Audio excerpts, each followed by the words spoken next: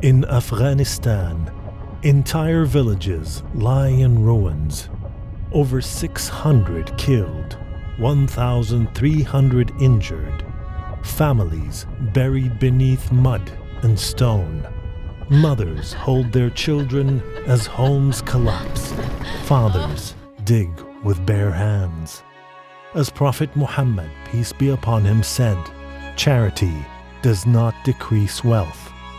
Your giving delivers food, medicine, and shelter to families who have lost everything. Save lives in Afghanistan